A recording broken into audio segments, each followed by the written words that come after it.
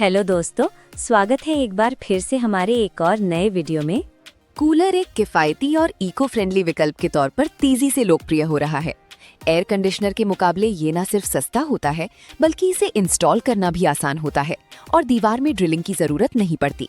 हालांकि जब नया कूलर खरीदने की बात आती है तो बाजार में मौजूद अलग अलग विकल्प लोगों को उलझन में डाल देते हैं।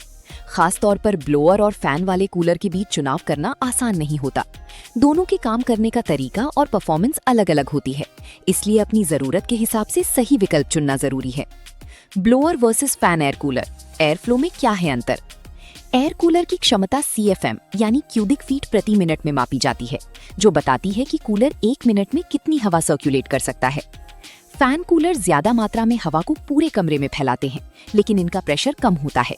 दूसरी तरफ ब्लोअर कूलर कम मात्रा में लेकिन ज्यादा स्पीड और प्रेशर के साथ हवा को एक दिशा में भेजते हैं। अगर आपको पूरे कमरे को ठंडा करना है तो फैन कूलर बेहतर रहेगा, जबकि किसी खास जगह पर तेज हवा चाहिए तो ब्लोअर कूलर सही विकल्प है। Blower versus fan air cooler, design और आवाज में फर्क। ब्लोअर कूलर आमतौर पर कॉम्पैक्ट और स्टाइलिश डिजाइन के साथ आते हैं। इनकी आवाज भी फैन कूलर के मुकाबले कम होती है, जिससे ये पर्सनल यूज के लिए बेहतर माने जाते हैं। छोटे कमरों या सीमित जगह में रखने के लिए ब्लोअर कूलर काफी सुविधाजनक होते हैं। वहीं फैन कूलर आकार में बड़े होते हैं और इनमें हवा का सर्कुलेशन ज्यादा होता है। खिड़की वाली कूलर या बड़े स्पेस के लिए फैन मॉडल ज्यादा उपयोगी साबित होते हैं। Blower versus fan air cooler, maintenance और सर्विस में कौन बेहतर? फैन बेस्ड कूलर लंबे समय से इस्तेमाल में है, इसलिए इन्हें सर्विस कराना आसान और सस्ता होता है। लोकल मैकेनिक भी इन्हें आसानी से ठीक कर सकते हैं।